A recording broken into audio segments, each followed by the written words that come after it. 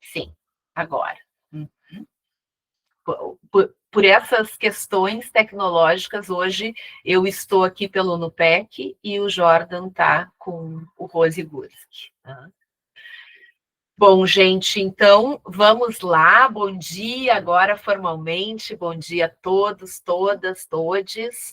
Eu sou Rose Gurski, psicanalista, professora da Universidade Federal do Rio Grande do Sul, do programa de pós-graduação em Psicanálise Clínica e Cultura aqui da URGS, orientadora no programa de Psicologia Clínica da USP e coordenadora do eixo 3 do NUPEC.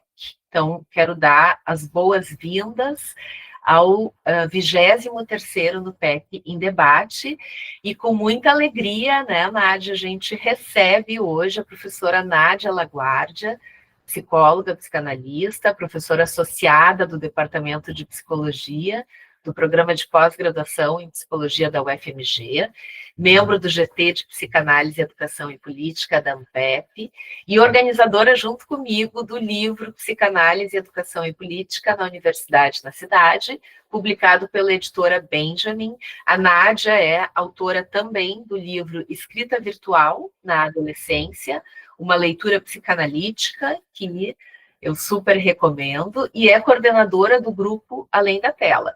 Tem outras coisas também, né, Nádia, mas eu acho que isso já brevemente te apresenta.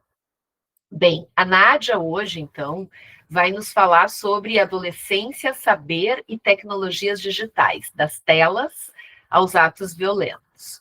O grupo Além da Tela, que a Nádia coordena, vem produzindo questões que têm sido, né, muito importantes sobre o mal-estar na cultura digital. Isso especialmente com relação à adolescência e juventude contemporânea, que é um tema que sempre nos reuniu, não é, Nádia? Essas parcerias aí ao longo dos anos. O Além da Tela é um parceiro, além da nossa parceria, né? O Laboratório Além da Tela é um parceiro de reflexões do PEC Eixo 3, né? E vem realmente nos alcançando aí problematizações que são muito interessantes sobre fenômenos contemporâneos relativos à violência juvenil, ao campo da educação e especialmente ao que isso tudo tem a ver com os ambientes digitais, né? Então, agradeço muito a presença da Nádia, já falei um pouco do quanto a gente sabe que essa época é uma época difícil, complicada para eventos, né? Mas é uma alegria para nós poder fechar o ano de 2025 aqui com essa parceira tão importante, né? Representando aí as produções do Além da Tela. Gente, eu queria brevemente lembrar que a gente começou o 2025 com a professora Beth Fuchs. A Beth trabalhou questões da psicanálise e cultura, foi muito legal. Mas os outros 3 NUPECs em debate do ano, nós dedicamos ao tema da violência nas escolas, ao tema da radicalização, já falei um pouquinho, né? E os ambientes digitais. Então, acho que o dia, esse NUPEC, esse 23º NUPEC em debate com a Nádia, vem dar continuidade à discussão que nós iniciamos lá em maio desse ano. Eu acredito que o Renato Levin, mais conhecido como Judes, parceiro, está aqui, se não está chegando, né? Nós começamos, então, lá em maio, com o Judes e o Bruno Ruffier, que hoje não pôde estar conosco. Lá em maio, eles trabalharam o tema especificamente dos ataques às escolas, as questões do neoliberalismo, o cancelamento do futuro, que tem sido um tema que nós temos trabalhado bastante no PEC Eixo 3, e o niilismo adolescente. Em agosto, então, já falei um pouco, a gente teve a alegria de receber a Letícia Cesarino, a professora Letícia Cesarino, da Universidade Federal de Santa Catarina, com o tema das ecologias da mente e os processos de radicalização. Bom, esses encontros, eles vêm nos ajudando, como eu falei ali nos bastidores ainda, né, a preparar um projeto de pesquisa e extensão, que tem esses colegas aí envolvidos, e mais a professora Priscila Spinelli, que eu não sei se está presente conosco hoje, da Filosofia da URGS, e a gente vem aí com novidades, então, para o ano que vem, tá? Adensando o projeto que já está em andamento, que é o projeto O Princípio da Esperança, mas não vou dar spoiler agora. Tá? Rapidamente, a gente sempre traz algumas informações sobre o NUPEC, eixo 3, o NUPEC em debate, para aqueles que estão participando hoje pela primeira vez. Tá? Então, o NUPEC em debate é uma ação do eixo 3, do Núcleo de Pesquisa em Psicanálise, Educação e Cultura da URGS. O eixo 3 do núcleo se dedica aos estudos que articulam psicanálise, educação, intervenções sociopolíticas e teoria crítica. E essa ação, gente, que nós denominamos no PEC em Debate, ela vem acontecendo desde 2022, sempre de forma virtual e na última terça-feira do mês. Em função da aceleração que nós vivemos, né, do excesso de atividades, nesse ano de 2025, nós passamos a trabalhar com um evento de modo bimensal. Então, agora o próximo deve acontecer em abril de 2023, fiquem ligados aí nas redes, na última terça-feira do mês. Esse espaço, essa ação tem sido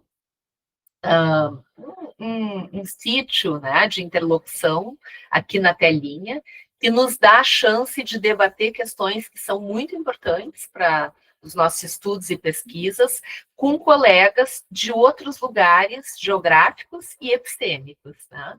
A gente costuma dizer que é o nosso espaço êstimo. Né? Então, a nossa êstima hoje, que está bastante dentro dos nossos assuntos, é a Nádia. Eu quero agradecer, por fim, todo o empenho dos bolsistas, pesquisadores do núcleo. A gente sabe que a precarização do serviço público, de modo geral, e das universidades de forma especial, vem se acelerando, né? E sem o trabalho de todos e todas daqui, nós certamente não teríamos condição de levar adiante essa ação e outras, né? Bem, vai ser ótimo, Nádia, te escutar e depois a gente poder ter um dedo de prosa, né? Como vocês gostam de dizer. Infelizmente, a gente não tem aquele pãozinho de queijo quentinho e o chimarrão, mas eu acho que a gente tem aí essa boa prosa para nos aquecer. Então, te passo o microfone e tem aí mais ou menos uns 50 minutos, uma hora, né, o que for necessário, e depois a gente conversa. Bom, então, bom dia a todos, todas, todes, né? Em primeiro lugar, eu queria agradecer a Rose pelo convite, é um prazer enorme estar aqui, participar desse encontro, e também, Rose, quero te parabenizar, e toda essa equipe, né, pela organização desse NUPEC em Debate, né, que faz um trabalho tão importante de transmissão da psicanálise, que debate, né, temas atuais, e que convoca também diversos campos do saber, interrogam, né, a psicanálise e também a fazem avançar. Né? Então, é uma alegria estar aqui hoje com você e poder conversar com vocês, né, sobre esse tema, que na verdade é um tema super desafiador, né, gente? Bom, então, eu e a Rose construímos juntas o título dessa fala, que é Adolescência, Saber e Tecnologias Digitais, da tela ao ato violento. Quer dizer, já dá para ver que é um tema super abrangente, complexo, né, que permite muitas leituras. Eu vou fazer um pequeno recorte, né? Como vocês têm discutido muito violência nas escolas, eu nem vou entrar muito nesse campo, vou passar por ele mais brevemente, né? Eu escrevi um texto, assim, para organizar minha fala, que eu vou ler, mas eu vou tentar falar de uma forma, não ficar cansativo. E esse texto, eu construí, organizei esse texto a partir de 4 eixos principais, pensando o laço social da nossa época, a discussão sobre a racionalidade algorítmica, a adolescência e o saber na era digital, e, finalmente, da tela ao ato violento, né? E o fio condutor, assim, dessa discussão vai ser o tema do saber, né? Pensando aí que há uma deterioração do saber em nossa época, né? Então, assim, começando essa discussão, o que caracteriza a nossa época, né? O nosso laço social? Lacan, ele vai destacar como característica do seu tempo a evaporação do pai. Ele vai dizer isso em 1968, em Notas sobre o Pai. E, ao mesmo tempo, ele também vai falar da ascensão do objeto A, em radiofonia, né?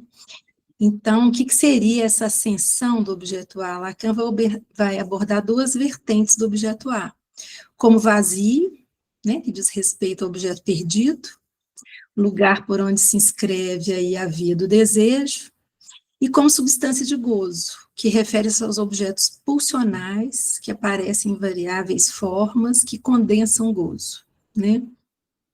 Bom, então o avanço do capitalismo levou à ascensão do objeto A ao lugar de zênite social, como diz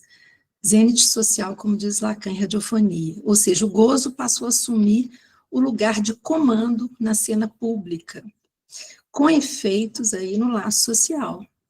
E a forma que a psicanálise lacaniana dá a esse laço, né, é a do discurso capitalista, que Lacan vai formalizar como um matema na Conferência de Milão, em 1972. Mas ele já discute, né, em vários seminários, a questão do capitalismo, do avanço do capitalismo, do avanço da ciência e sua articulação com o mercado, né, antes dele formalizar esse matema em 1972. O problema dessa forma de laço social é que é o da relação do sujeito com o objeto. Como diz Colette Soler, que esse laço, que esse discurso, né, constrói apenas um único laço, e bem pouco social, entre o indivíduo e os produtos. Né? A Colette Soler vai falar disso no Inconsciente Reinventado. Né? Então, esse laço, como Lacan apontou, ele tem a função de captação de mais de gozar que os gadgets produzidos pela ciência nos proporcionam, que são objetos aí condensadores de gozo, destacados de um outro a quem o sujeito poderia se endereçar, né? É um discurso que se alimenta da falta subjetiva para impulsionar o consumo, né? Bom, então, as tecnologias digitais, elas emergem como efeito do desenvolvimento do discurso da ciência em aliança com o discurso capitalista.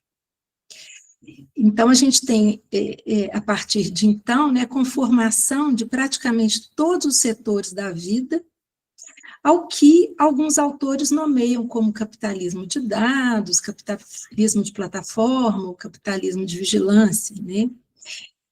Que vai marcar uma colonização digital da nossa vida, que promove uma reconfiguração das esferas social, científica, política, econômica, né?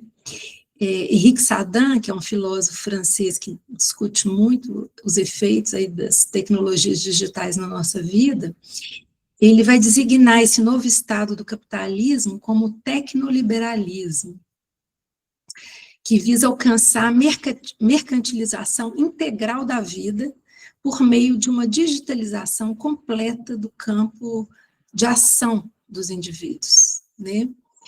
Então, a gente vê como que as tecnologias, elas atualizam-se continuamente por meio de processos de design, interfaces, mídias, estruturas e links, aplicativos e códigos voltados à escrita e leitura de programas operacionais, além da própria infraestrutura de aparelhos e cabos que compõem uma rede complexa de elementos diversos, né?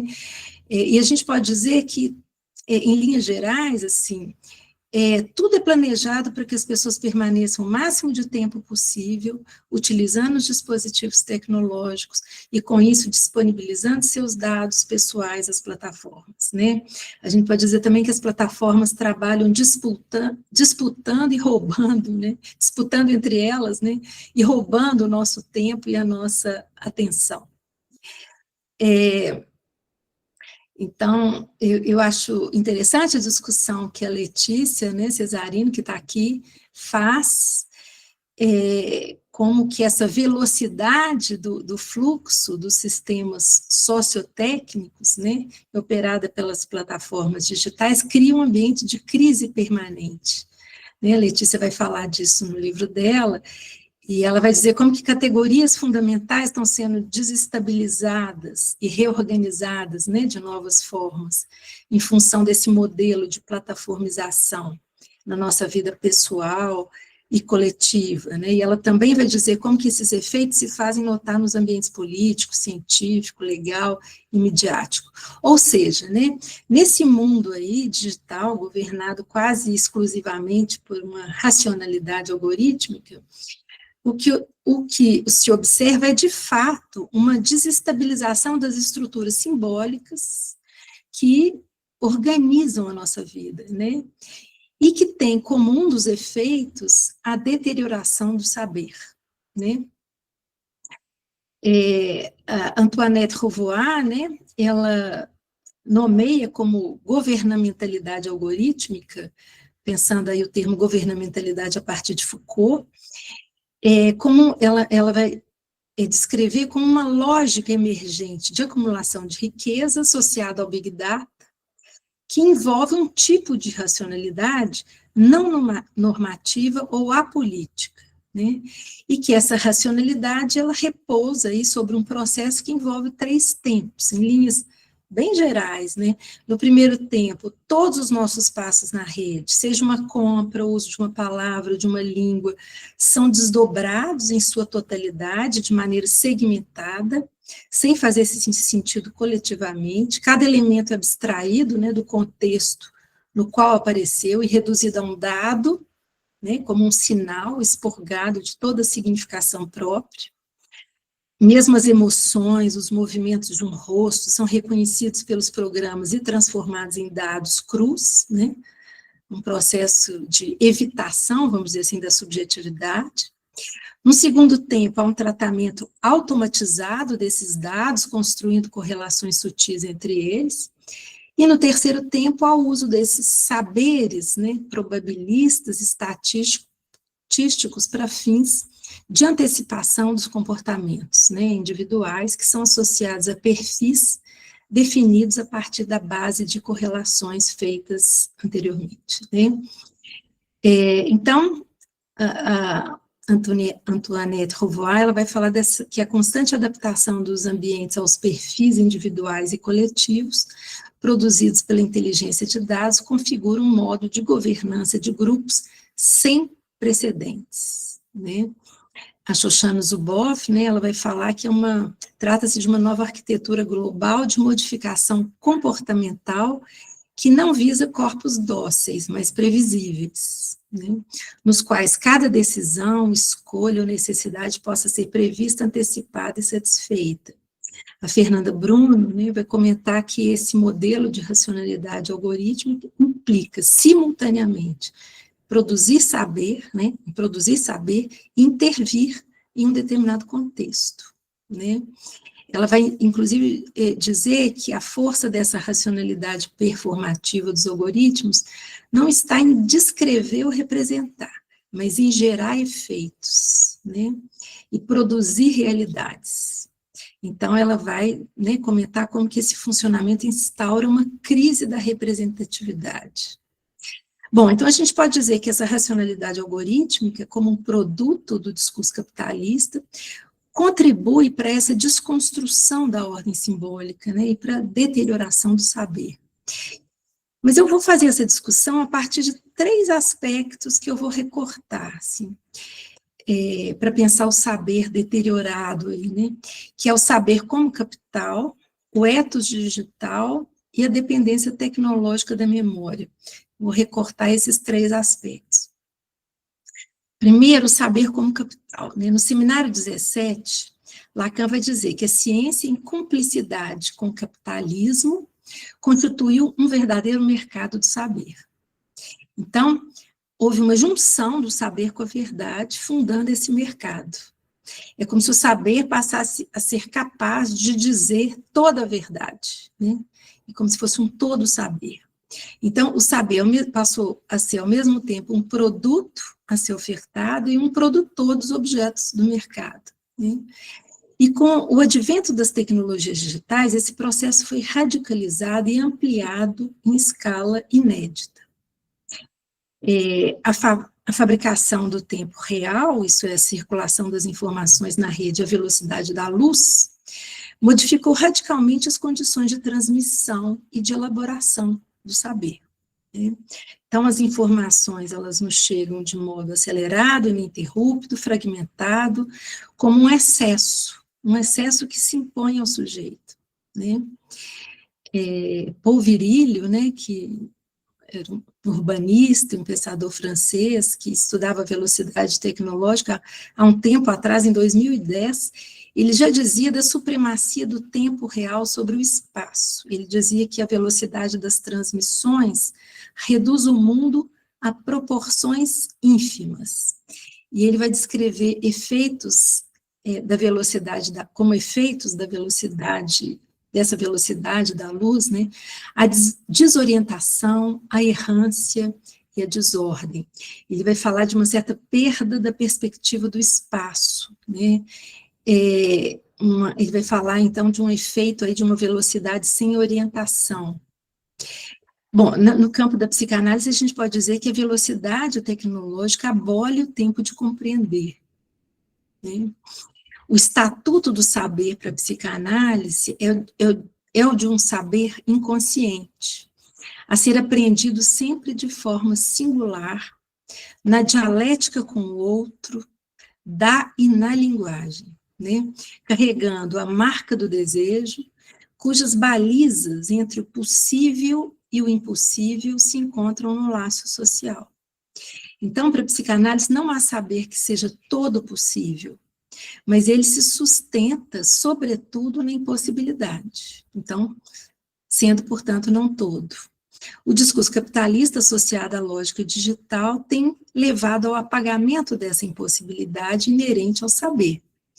Então, nesse sentido, a gente pode falar de uma mudança do estatuto do saber, pois ao ser transformado em objeto com valor de mercado, como informação digital, né, há uma subversão do desejo, que cede em sua dialética, perdendo lugar para satisfações singulares mais próximas ao gozo. Né. Bernardo, eu queria te pedir para colocar a imagem para a gente, por favor, que um texto que eu escrevi, né, em coautoria com Márcio Nobre e o Gilson Iannini, que é baseado na tese de doutorado do Márcio, que eu acho que até a Rose participou da banca, né, Rose? Nesse texto, a gente vai escrever como que essa cultura digital fez emergir um discurso digital como um desdobramento do discurso capitalista. Então, a gente tem aqui, né, o discurso capitalista, e embaixo o discurso digital. Então, o discurso digital seria um desdobramento do discurso capitalista. O tema do discurso digital é proposto a partir de uma torção no segundo termo do discurso capitalista, que é no campo do outro. Então, no campo do sujeito se mantém inalterável, né? Mas no campo do outro há uma inversão. No discurso capitalista a gente tem o S2 em cima e o A embaixo, e no discurso digital há uma inversão. O A vai para cima e o S2 para baixo, pensando que o objeto máximo dos tempos atuais é a informação digital como gadget. Então, aí no discurso digital, o A, aí no campo do outro, né? A informação passa, então, ao posto mais alto do campo do outro, desbancando o saber que desce ao lugar de resto.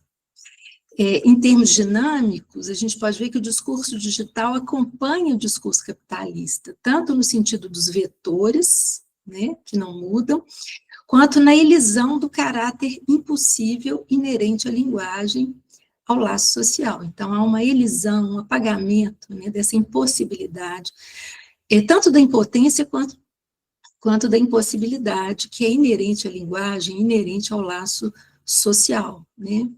Então, se nos 4 discursos radicais que Lacan trabalhou no seminário 17, né, havia uma impossibilidade estrutural e discursiva do sujeito em ter acesso ao saber e ao objeto causa do desejo, agora, ao adquirir o estatuto de objeto de consumo, né, o saber que vira informação é oferecido como uma promessa de satisfação possível para o sujeito, né?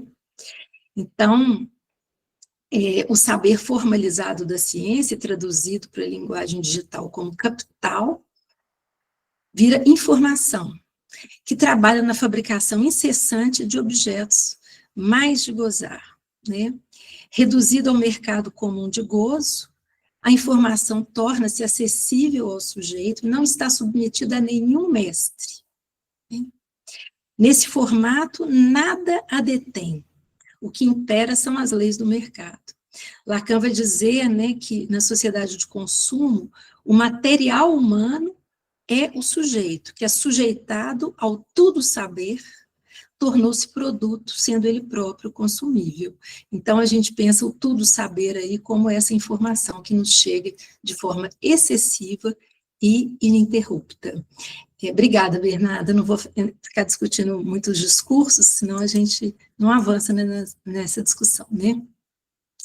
Então, em nossa época, marcada pela ascensão do gozo e declínio dos ideais, como diz Lacan, o sujeito vai buscar esse gozo de forma imediata.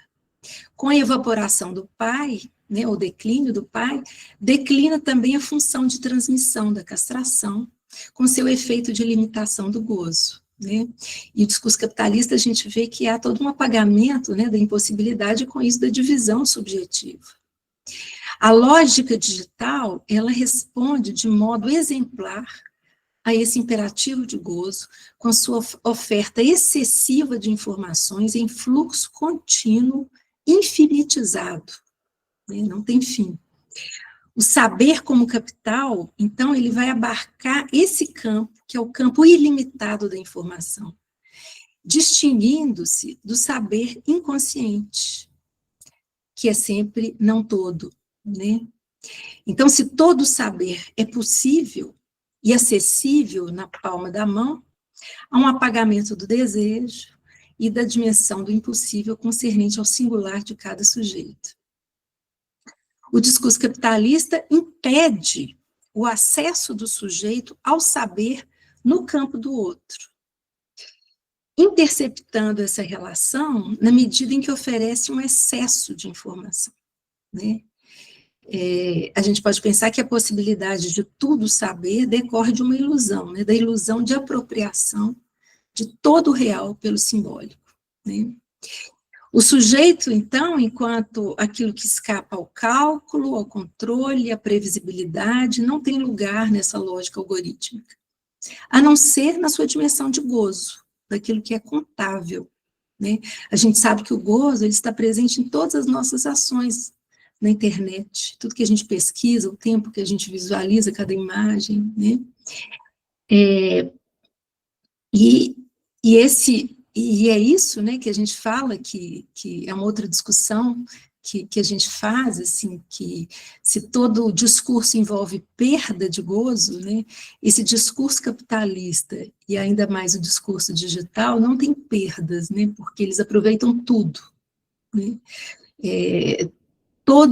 tudo que a gente faz, todo o nosso percurso, nossos passos na rede, eles são traduzidos, né, pelos algoritmos em dígitos, né? Então, nessa operação, privilegia-se o saber como meio de gozo, mas quebra-se o caráter de ligação do saber, o caráter dialético, a relação do saber com o outro, que é função fundamental do saber no laço social, né?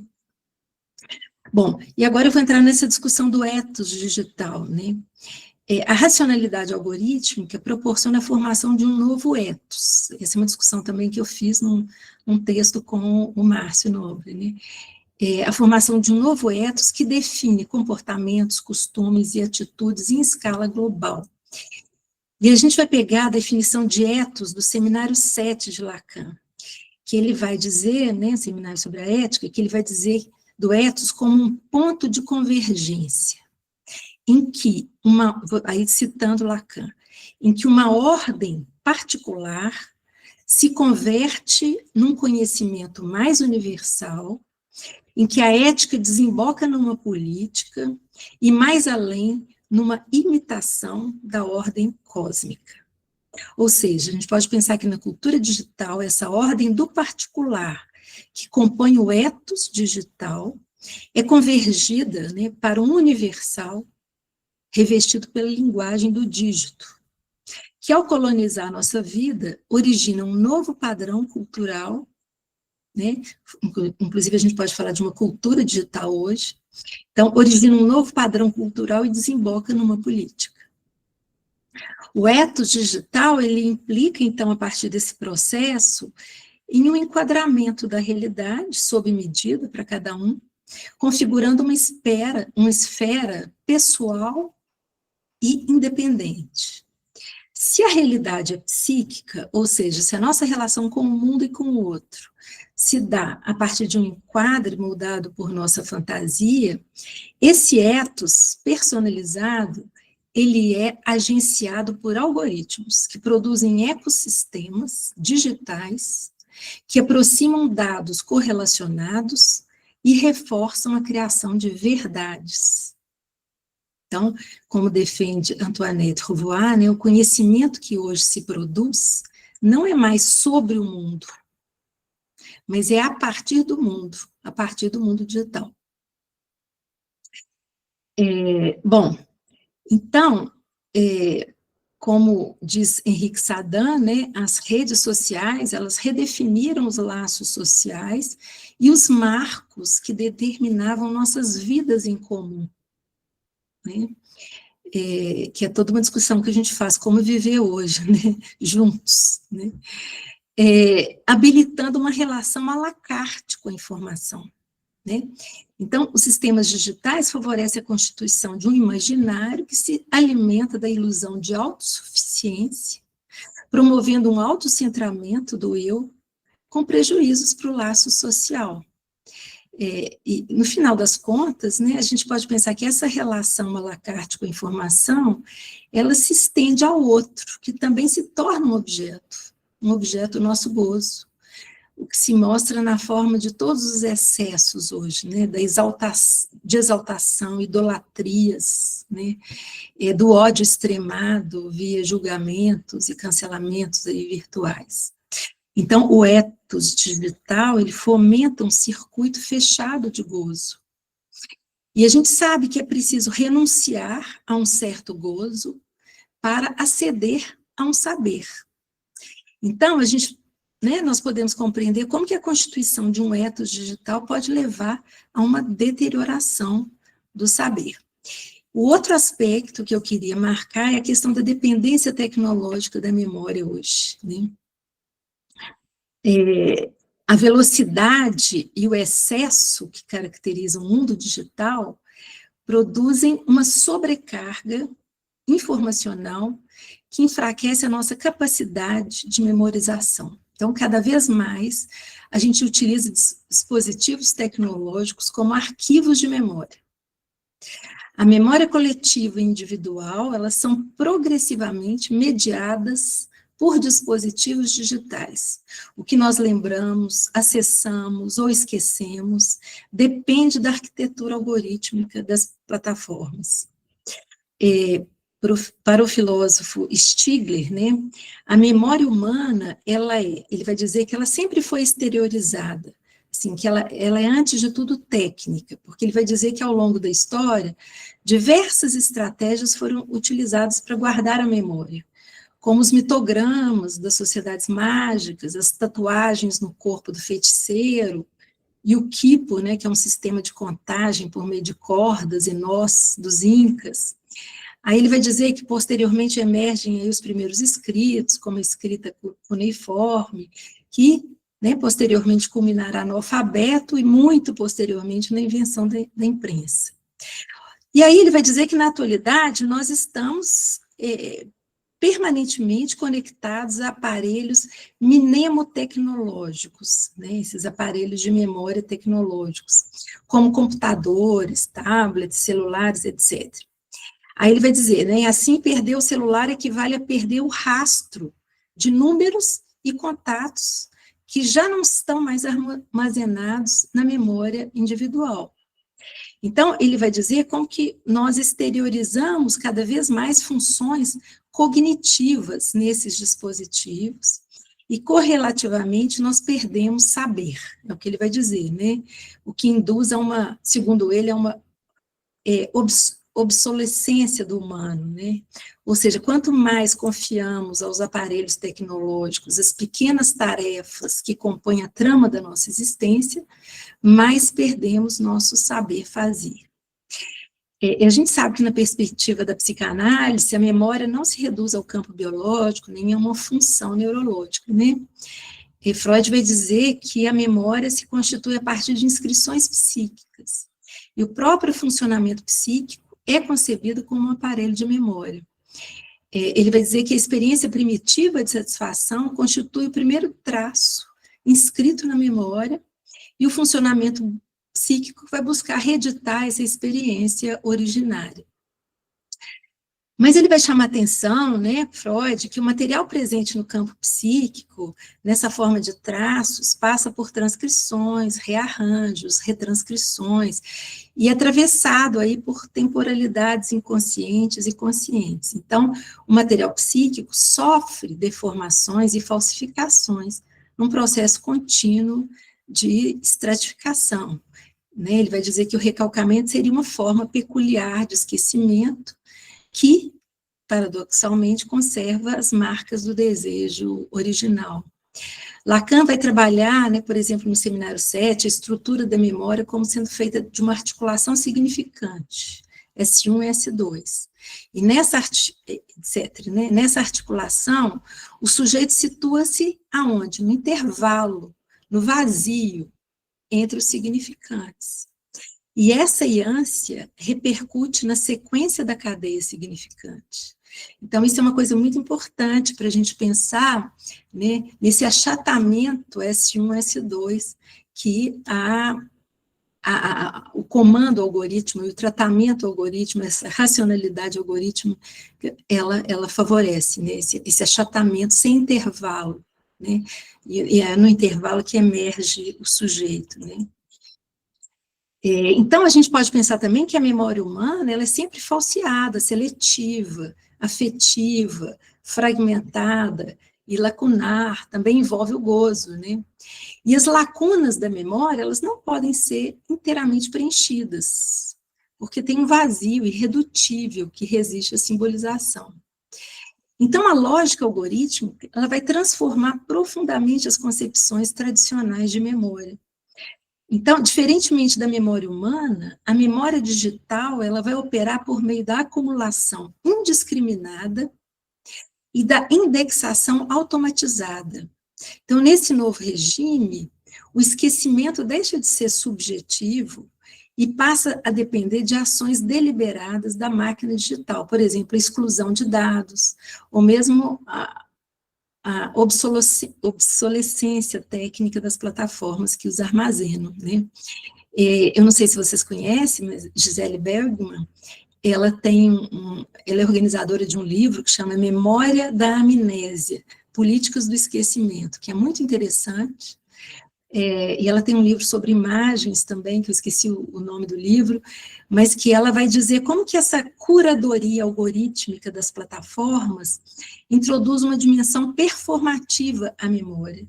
Os algoritmos é que decidem o que é mais relevante ou popular, e o que não é indexado ou ranqueado tende a desaparecer do campo de visibilidade nas redes sociais. Então, os conteúdos que permanecem visíveis e acessíveis são aqueles que se alinham aos critérios de relevância definidos por sistemas digitais. Ou seja, isso produz uma memória pública moldada por métricas de popularidade, em detrimento da experiência subjetiva, né? E aí a gente pode pensar que a inteligência artificial generativa, ela revolucionou ainda mais esse campo da tecnociência, ao possibilitar a criação de universos virtuais altamente ficcionais e, ao mesmo tempo, tão reais que emergem como verdades, né? alimentada por grandes volumes de dados, imagens, textos, interações, a inteligência artificial opera como uma instância de reconfiguração da memória, tanto individual quanto coletiva. Ela não apenas armazena, mas ela também interpreta e antecipa comportamentos, desejos e preferências. Então, essa capacidade preditiva transforma a memória em um instrumento de controle, né? Então, a mediação algorítmica, ela não apenas organiza a informação, mas também participa da produção do saber. Os algoritmos operam como agentes constitutivos também de um novo regime de verdade, cujo alcance biopolítico é de proporções significativas, né? A exteriorização da memória, dos saberes, confere um poder ilimitado às indústrias cognitivas e culturais, né? Então, essa figura do saber algorítmico, ela inaugura também uma nova forma de autoridade, que é marcada por essa racionalidade técnica que se impôs como verdade incontestável. Para Henrique Sadan, as tecnologias digitais passaram de próteses, né, próteses acumulativas, para entidades capazes de enunciar a verdade, né, a partir da interpretação automatizada das situações.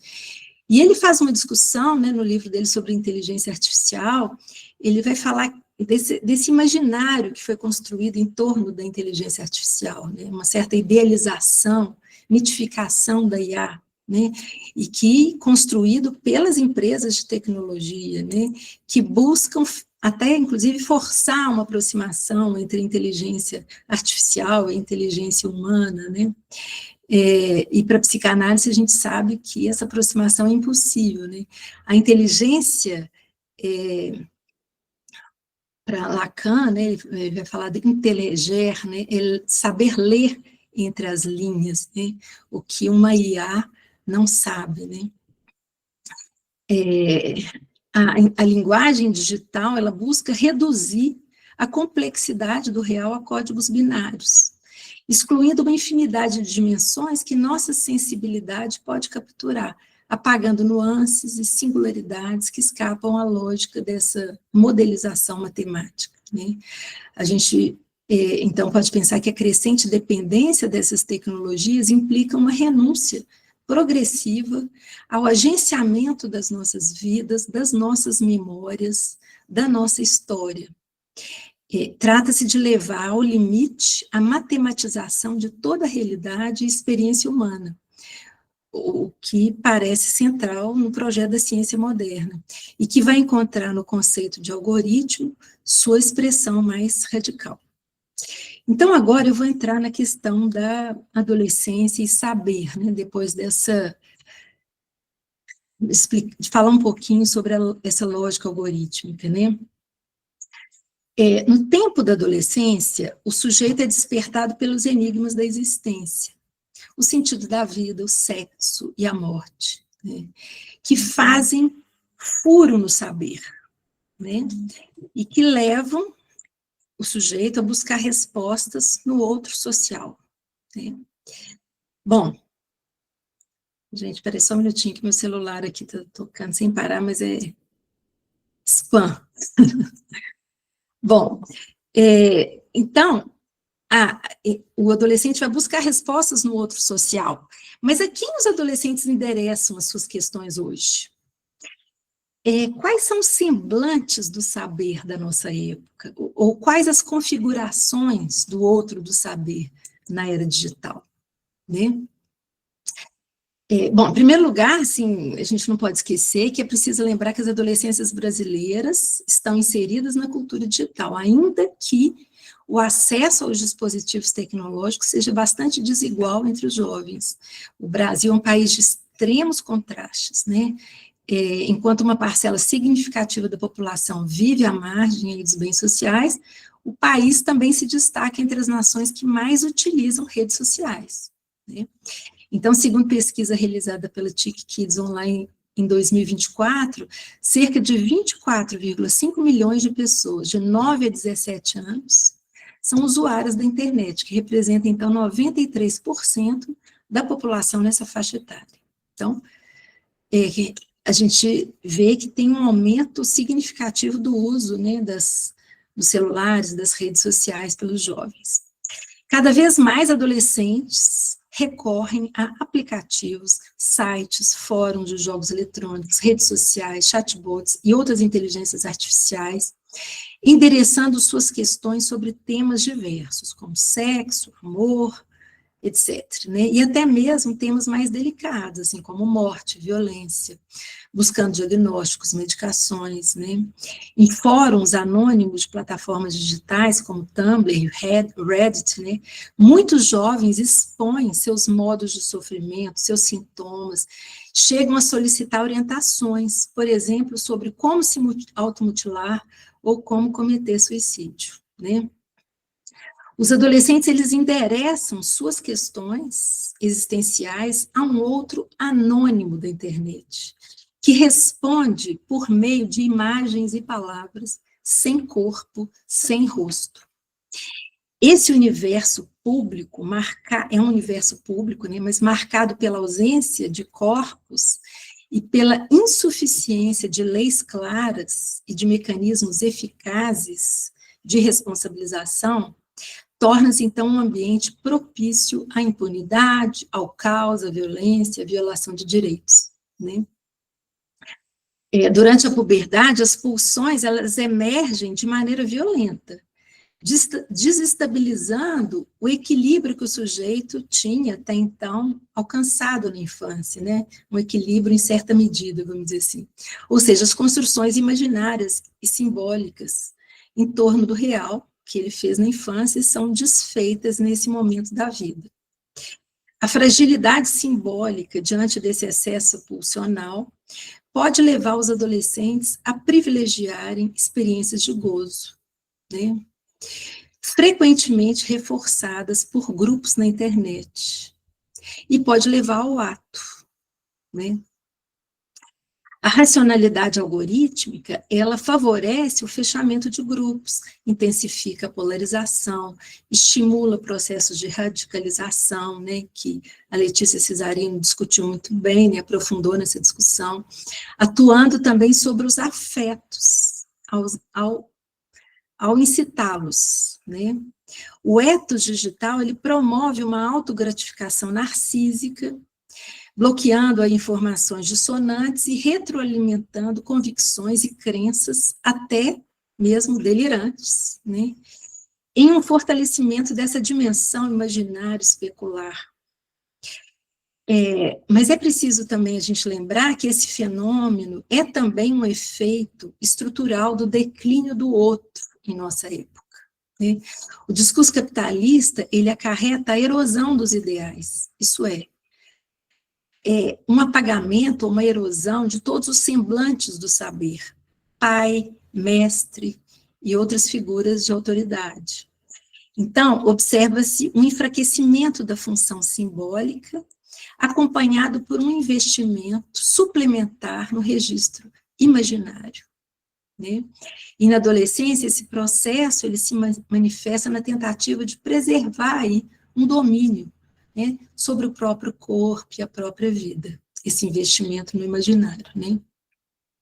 Essa erosão dos semblantes do saber na nossa época deixa os adolescentes à deriva, mergulhando na rede em busca de um lugar, né, de aceitação, de acolhimento, reconhecimento, né?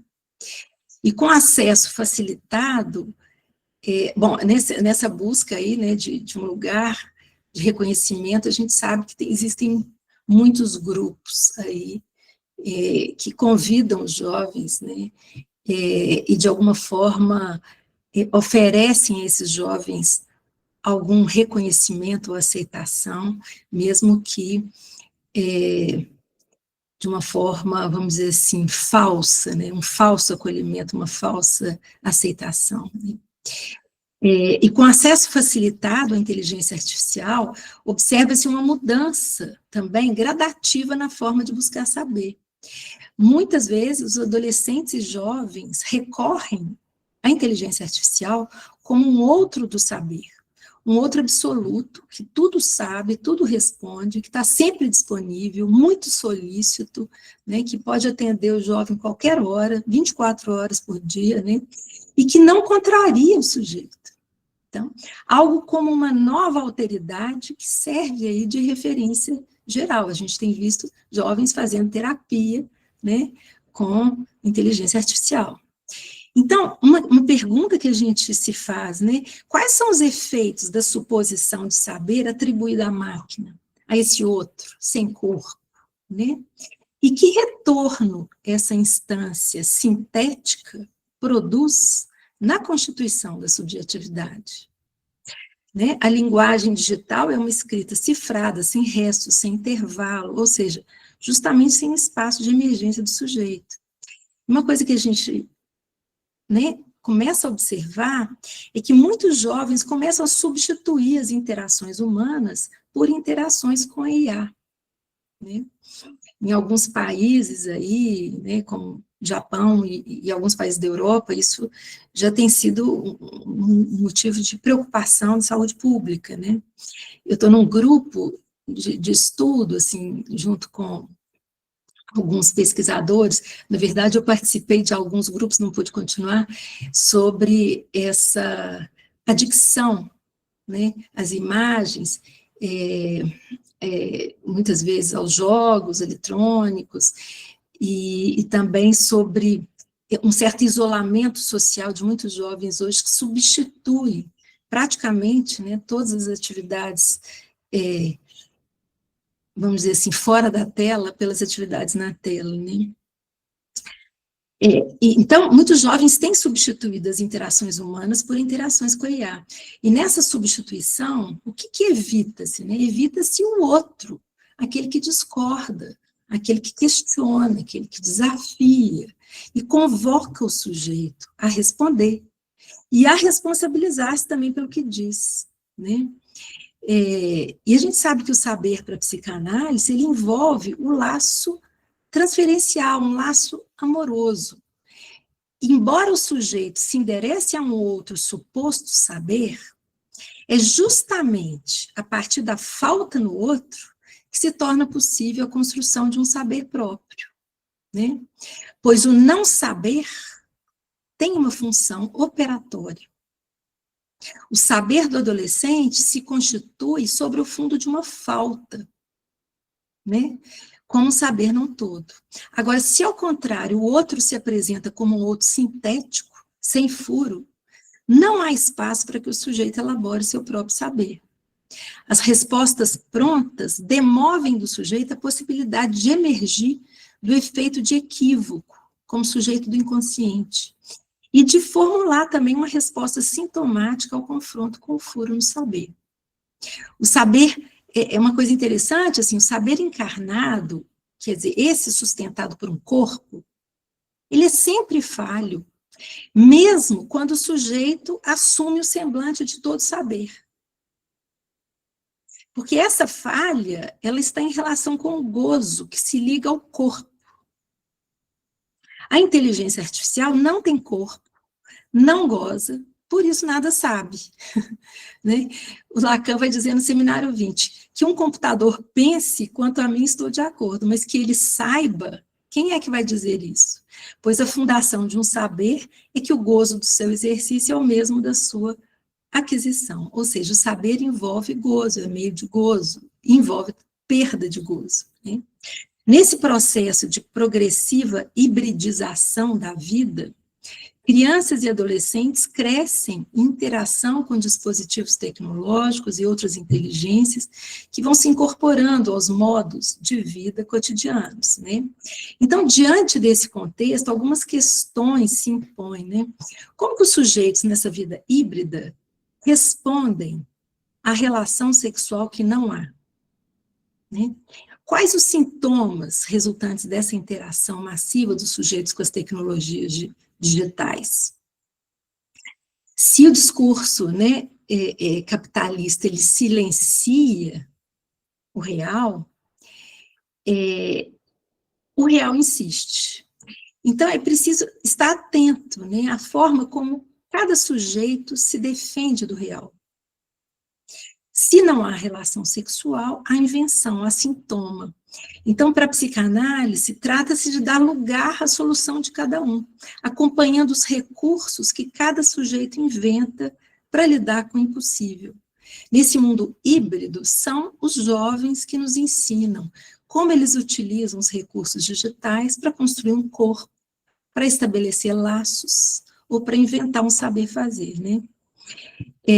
Agora, além das especificidades de cada caso, porque a gente sempre interroga isso na clínica, né, qual que é a função que esse dispositivo tecnológico tem para cada um, que uso que esse sujeito faz desse dispositivo, isso é muito importante na clínica, né, para a gente não cair em generalizações, né, e a gente sabe que às vezes os recursos tecnológicos podem ser muito importantes, né, inclusive eu trabalhei com um caso de uma adolescente que ela consegue fazer laço social através da tela, né? É a possibilidade que ela tem. Isso no caso dos autistas, a gente tem aprendido muito, né? Então, são os jovens que vão nos ensinar como que eles utilizam esses recursos digitais para construir um corpo, estabelecer laços ou inventar um saber fazer. Mas, além das especificidades de cada caso, é importante a gente refletir sobre a nossa época, né? Sobre a subjetividade da nossa época, analisando os efeitos dessa crescente digitalização para o laço social, os modos de sofrimento, a formação dos sintomas atuais, né? Se a linguagem é um aparato de regulação do gozo, ela tem falhado nessa função. Em tempos de ascensão do gozo, os jovens buscam saberes, muitas vezes, preto por ter, para lidar com o real. As plataformas bombardeiam os jovens com imagens, informações, né, e vídeos, contribuindo também para esse uso aditivo desses dispositivos tecnológicos, né. Fernanda Bruno, ela fala uma coisa bem interessante, ela vai dizer que a racionalidade algorítmica, ela transforma o mundo em um vasto laboratório, no qual a ênfase recai sobre a indução de comportamentos, reações e afetos. Ou seja, a gente pode dizer, então, que a ênfase está em produzir afeto e comportamento. O saber, então, ele é esvaziado. E a gente pode interrogar, a partir dessa afirmação da Fernanda Bruno, né, quais os efeitos dessa racionalidade algorítmica sobre adolescentes, reduzidos à condição de objetos em um ambiente de experimentação, né? Bom, são cada vez mais comuns os sintomas marcados pela desregulação do corpo, por um modo de gozo desconectado do outro, né? Os educadores cada vez mais reclamam dos corpos indóceis, agitados, com baixa tolerância à frustração, à espera, com dificuldade de concentração, com desinteresse pela aprendizagem, e um apego constante aos celulares, né? As adições virtuais são cada vez mais presentes, aos sites pornográficos, aos jogos, às imagens. Então, à medida que o discurso capitalista e, consequentemente, o discurso digital suprimem a marca da impossibilidade inerente ao laço social, abre-se espaço para uma regulação superegóica, que impõe o mais gozar, mantendo o circuito das repetições compulsivas, né? Então, muitos jovens buscam tamponar a angústia por meio de jogos, apostas e vídeos pornográficos, e acabam capturados aí numa compulsão de gozo mortífera, tendo como parceiro o objeto tecnológico que opera no tamponamento da castração. A clínica contemporânea tem apontado uma crescente recusa do outro. Isso é uma discussão que Domênico faz, né? Uma recusa do outro acompanhado de um inchaço do investimento libidinal em um narcisismo não regulado pela lei simbólica, ou seja, sustentado mais pela instância imaginária do eu ideal do que pela instância simbólica do ideal do eu. Nádia, só vou te pedir para tu falar o nome completo do Domênico, porque eu acho que muita gente não conhece. Tá? Eu vou até mostrar para Domênico Cossenza, depois eu até mostro, ele tem um livro bem interessante que é A Clínica do Excesso. Certo. E olha só, são 11h10, né? Eu acho que a gente, não sei, aí mais uns 15 minutinhos e a gente entra na conversa. Tá, tô terminando. Tá. Então, assim, a fragmentação do discurso, a sobreposição de narrativas contraditórias nas redes também dificulta a construção de consensos e minam a confiança no outro. Então, essa desconfiança leva muitos sujeitos a se recolherem em seus próprios etos digitais, e o critério de verdade passa a ser aquele que confirma a própria visão de mundo. Muitas vezes a suposição de saber deixa de ser atribuída ao outro encarnado como professor e passa a ser projetada sobre sites, plataformas e ferramentas digitais como o ChatGPT. Para alguns jovens, a inteligência artificial, esse outro sintético, é percebida como mais confiável por não carregar as falhas e ambiguidades próprias do humano. Assim, há uma desconexão do outro e uma hiperconexão digital, resultando em um isolamento social, né? Essa discussão da desconexão do outro e hiperconexão do outro também o Domênico faz no seu livro. Bom, então, assim, né, para terminar, nos últimos anos ocorreu uma série de ataques a escolas em diferentes cidades brasileiras, né? E pesquisas realizadas sobre os ataques ocorridos nas escolas do Brasil indicam a participação de alguns dos jovens, né, que fizeram esses massacres. Alguns desses jovens, a participação de alguns desses jovens em fóruns extremistas online. Também foi possível perceber o efeito identificatório detectado a cada novo massacre, né, transmitido aí na rede. Existem também fotos, vídeos e textos com elogios a autores de ataques a escolas, que circulam livremente nas redes sociais, em grandes plataformas de compartilhamento de conteúdo da internet. E aí eu lembrei do filme Elefante, né, Gus Van Sant, que é bem interessante, que foi baseado no massacre de Columbine, que ele mostra uma cena no início do filme, que é só isso que eu vou destacar do filme, né, em que um dos jovens que vai cometer o massacre, ele está jogando um videogame, né, e o jogo consiste em matar inimigos. E aí, ao receber do correio, em casa, as armas que ele encomendou pela internet, ele diz para o seu parceiro: teremos um dia inteiro de diversão garantida. Então, chama atenção o fato de que o ato violento não é percebido por esses jovens como um crime, como, né, um ato violento, mas como entretenimento, como diversão. Então, o que esse fenômeno diz sobre a nossa época, né? Diante do imperativo de gozo, nada parece importar mais do que divertir-se, distrair-se, consumir. A própria violência converte-se em um produto do mercado, né, vendido e consumido nas mídias digitais para diversão. Então, a gente tem o ethos digital, que favorece a especularização, e o circuito especular ele está profundamente marcado pela rivalidade. Então, no nível do sujeito, a agressividade se manifesta na severidade do superior, e no nível da coletividade surge a violência dirigida contra o estrangeiro, aquele que possui um modo diferente de gozo. Quando a vida é submetida ao cálculo e ao valor econômico, o outro deixa de ser sujeito e passa a ser objeto a consumir, a usufruir ou a descartar. Se a civilização regula o gozo, o discurso capitalista o impõe, coadunando com o imperativo de gozo que marca o superior na atualidade. E esse movimento é reforçado nas plataformas digitais, né? Os algoritmos captam algo do modo de gozo de cada um e oferecem sempre mais e mais e mais, né? Então, todas essas informações, esses gadgets, né, dão substância ao mais de gozar.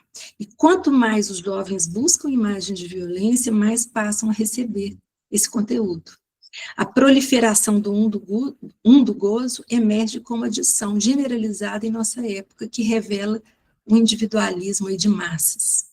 A consulta dos jovens à inteligência artificial sobre como fazer, como agir, o que dizer, o que escrever, constitui um fenômeno inédito na história, né, cujos efeitos a gente está só começando a observar. Entre eles, destacam-se a desresponsabilização subjetiva, né, o esvaziamento do saber e uma dependência crescente da máquina digital, elementos que incrementam a demissão do outro. Esse novo contexto desafia os modelos tradicionais de transmissão simbólica. A gente pode pensar que a lógica algorítmica incide sobre o simbólico, que é reduzido à racionalidade técnica, sobre o imaginário, que assume preponderância, e sobre o real como impossível, que é silenciado. A inteligência artificial oferece respostas prontas e imediatas, suturando qualquer falha no saber. Assim, a inteligência artificial é uma inteligência sem zona de opacidade, que não participa do real, do impossível, do contingente. A linguagem digital é uma linguagem sintética. A codificação algorítmica constitui uma escrita sem vazio, sem sujeito e sem corpo. Henrique Sadan vai falar que nós estamos diante de um monitoramento algorítmico que opera na construção de uma sociedade higienista e vitalista.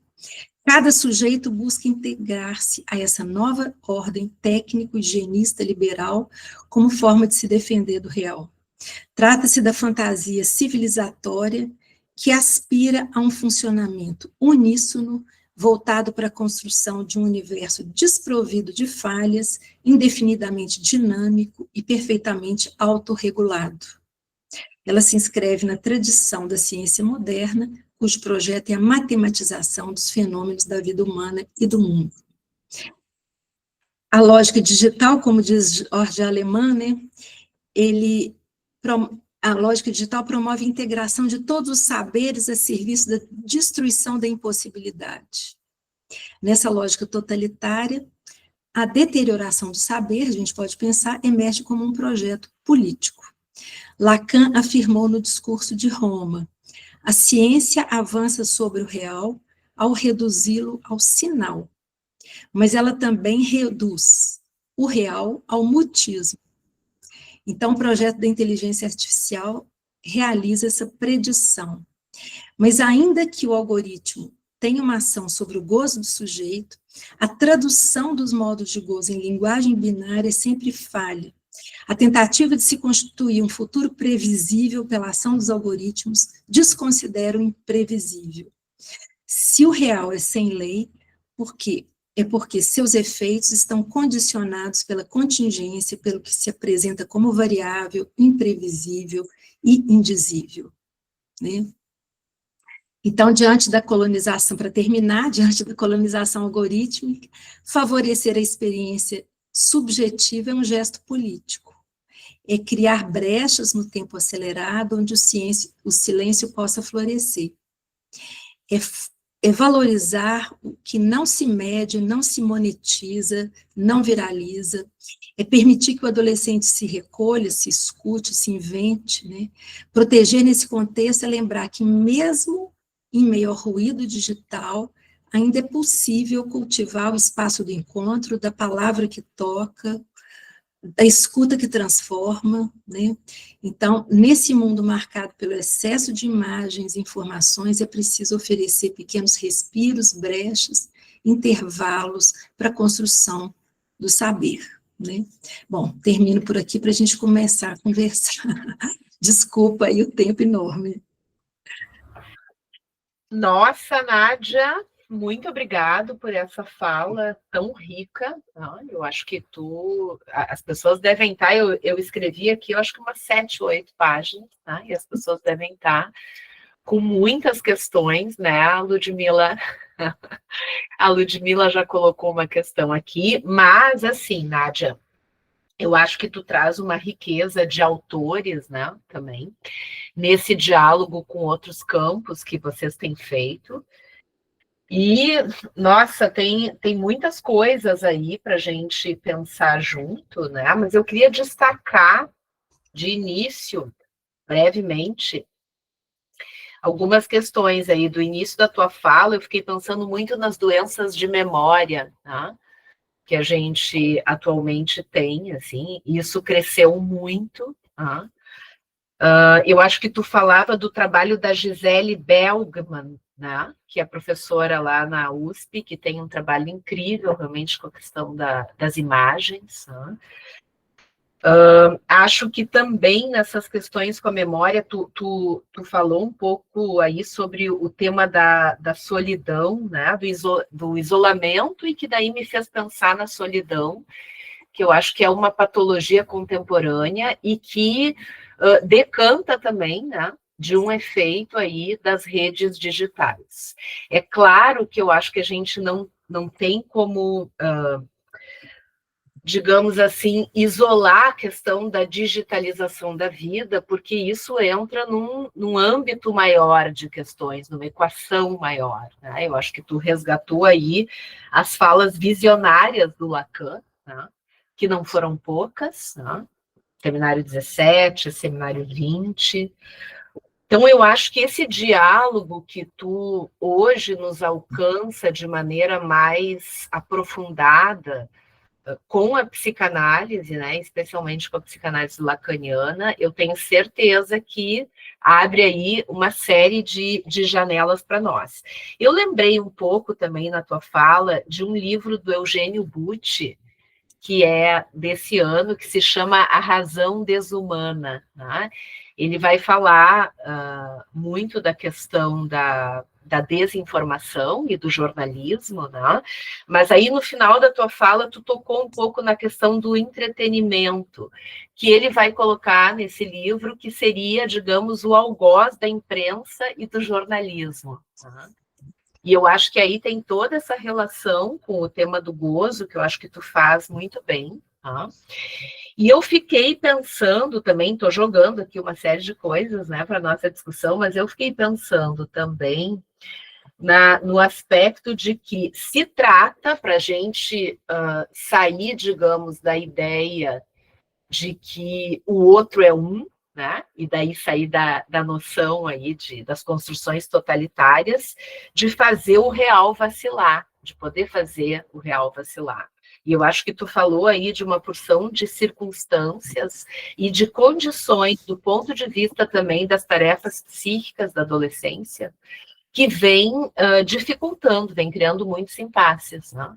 A gente tem trabalhado bastante com a questão dos impasses do saber na nossa época, e aí eu acho que dá para tributar muito na conta da digitalização mesmo, né? Das tecnologias. Eu fico pensando que são novos modos de proteção da infância e da adolescência. Tá? E isso tudo que tu foi falando, eu acho que também essa questão que está lá no discurso de Roma, né, do real ser reduzido ao mutismo, isso eu acho que é algo muito, muito importante, porque o que eu dizia, né, poder ter condição de fazer o real vacilar é o que abre a janela da polissemia, né, da política como esse caminho polissêmico. Né? E, por último, Nádia, a questão da desresponsabilização subjetiva que isso tudo vai produzindo. Né? E do quanto essa demissão do outro, e também é a demissão do sujeito, né? Vai nos levando para esse quadro que já foi muito bem descrito pela Hannah Arendt com a banalidade do mal. Né? Uhum.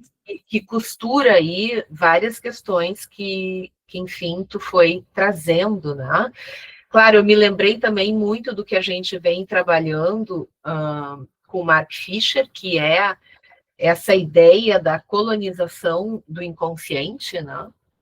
E ele vai dizer que isso vai atingindo assim camadas tão profundas do psiquismo que a gente vai se tornando uma espécie de zumbi, né?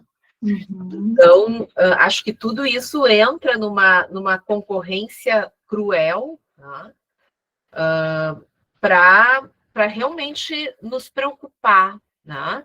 Quer dizer, isso tudo que tu dizia, assim, o saber se transformando, digamos assim, num semblante de uma verdade tácita. Né? E aí, toda essa questão que envolve o gozo, a perda do gozo, o corpo, a falta, né, a relação com a castração, tudo isso fica muito afetado. Tá? Uhum. Uma das questões que a gente já tem visto, eu acho que na clínica até, de sujeitos jovens, é uma outra relação com o campo da sexualidade mesmo. Tá? Uhum. Nossa, então, assim, a gente tem muito trabalho, né? Eu acho que eu, assim, nem espero que tu, assim, responda essas questões. Eu acho que eu fiz um comentário geral, né? E aí, depois, se tu quiser comentar, junto com outras questões que certamente devem vir, né? E aí, com isso, eu abro o microfone aqui, já tem a Letícia. Vamos lá, Letícia. Oi, bom dia. Já vou aproveitar aqui para colocar minha questão. Muito obrigada, Nádia. Eu estou aí nessa jornada de estar aprendendo um pouco mais, né, ver esses fenômenos do ponto de vista de outras disciplinas, e a psicanálise, sem dúvida, eu acho que é a que mais se aproxima do meu ângulo, né, que é esse ângulo da ecologia da mente. E a sua fala, ela me trouxe vários, assim, pontos-chave desse enigma, eu acho, né, porque a hipótese, enfim, né, que eu estou trabalhando para um próximo livro, é que a radicalização seria uma espécie de ecologia de crise patológica, né? E esse movimento que você mapeou aí na sua fala, através das ferramentas da psicanálise, que eu não tenho tanta familiaridade, estou tentando me capacitar, né, para isso, então eu vou aproveitar que você está aqui, talvez, para te colocar uma questão, pedir para elaborar um pouquinho mais certas relações que você traçou ali, que eu intuo que tem muito a ver com o caminho que eu estou tentando traçar também a partir desse outro lugar, né? Ou seja, como num processo desse tipo, e aí, claro, né, eu entendo que você vê a questão da digitalização como uma base possível para a trajetória de radicalização. Não significa que todo mundo que está, né, no digital vai se radicalizar, mas coloca o sujeito num tipo de disposição, né, que aumenta a probabilidade, vamos colocar assim, disso acontecer. E eu acho muito interessante você colocar a adolescência como esse momento crítico, né, da vida, que bate muito com a forma como a antropologia vê também, né, como um momento de crise de vida, um momento de risco, né, porque você tem uma transformação muito rápida, e tanto que outras, né, sociedades costumam ritualizar essa passagem, né, e a nossa sociedade não faz muito isso, a antropologia já estudou isso muito em outras sociedades, né, então a escola acaba ficando um pouco aí como esse espaço que em outras sociedades ele é mais especializado para fazer essa transição. Mas aí, enfim, deixa eu passar para a minha pergunta logo, né, até para outras pessoas poderem também perguntar. Você, me corrija se eu estiver errada, mas eu entendo que você traça uma relação com esses processos de digitalização, etc., né, entre uma redução, eu não sei se redução é a palavra certa, mas um downplaying, né, do simbólico da linguagem, certo? Da impossibilidade e da alteridade. Então, nesse sistema, esses elementos andam juntos, certo? E em sincronia com isso, existe esse aumento, vamos colocar assim, do imaginário que você associou ao gozo, ao afeto, certo? Então, eu queria saber um pouco mais, Nádia, sobre a questão do imaginário, porque um dos enigmas assim que eu estou tentando desenrolar um pouco mais nessa questão da radicalização é por que o avanço desses processos ele sempre vem com o avanço da fantasia, né? Ou de uma imagem estereotipada, fantasiosa, tanto desse outro, que é esse inimigo que eventualmente vira um bode expiatório, etc., quanto de si mesmo e do grupo, né? Onde está ali, como você bem falou, nessa autorreferencialidade muito fechada, né? Que os algoritmos, inclusive, ajudam bastante. Esse excesso de feedback positivo, né? Vamos colocar em termos mais cibernéticos. E eu estou tentando desenrolar isso a partir da ideia do play, que está no Bateson, que está no Huizinga, que envolve um conjunto semântico que envolve várias outras coisas que você falou aí, a questão do entretenimento, a questão da ficção, a questão da experimentação, né? Tudo isso, né, nesses arcabouços que eu trabalho, está no nesse campo do play, que envolve várias coisas, envolve jogo, envolve brincadeira, envolve fantasia, né? E isso é inflado também com o avanço, tanto no digital em geral, né, quanto nos processos de radicalização especificamente. Então, eu queria te perguntar um pouco mais nesse sentido de qual seria essa relação, né, entre esse elemento do play, de modo geral, com o imaginário, aí mais dentro da psicanálise mesmo, com esses outros elementos do mesmo sistema, que inflam ou aumentam junto, né, como você colocou, o imaginário, o gozo, o afeto, eu não sei se eu perdi mais alguma coisa aqui, mas é o que eu notei, a compulsão, né, você falou também da repetição compulsiva, a adicção, que é um tipo de feedback positivo excessivo também, ou seja, não sei se a heteronomia, isso que a Rose comentou, que é essa delegação de responsabilidade, delegação de decisão e de comportamento para o ambiente, porque eu acho que isso tudo perfaz esse social de crise, sabe? Eu queria entender melhor do ponto de vista da psicanálise, especificamente a questão do imaginário, da ficção, da fantasia nesse sistema. Não sei se eu me fiz entender, mas eu também ainda estou tateando essas questões. Então, obrigada, Nádia, já te agradeço. Foi muito boa a sua fala, gostei bastante. Obrigada. Vou esperar outras perguntas, né, Rose? Olha, talvez, Nádia, agora tu já possa ir fazer... Bom, tem aqui a Márcia. Vamos lá, Márcia. Só vou pedir, Márcia, que tu te apresente, porque a Letícia a gente já tinha falado um pouquinho, né, de onde era, mas que tu te apresente. Olá, então, bom dia a todos. Obrigada, Nádia, pela sua fala. Gostei bastante. Eu fui pensando aqui algumas questões a partir da violência extrema de adolescentes. Nessa condição da romantização dos certos personagens que praticam a violência, né? Nessa questão que você trouxe, assim, como a violência ela pode se tornar, assim, um objeto de consumo, se entender dessa forma, né? E então a gente se depara assim com essa questão da destituição da autoridade e como isso também vai gerando angústia no adolescente, meio que jogando o adolescente assim a um limbo, né?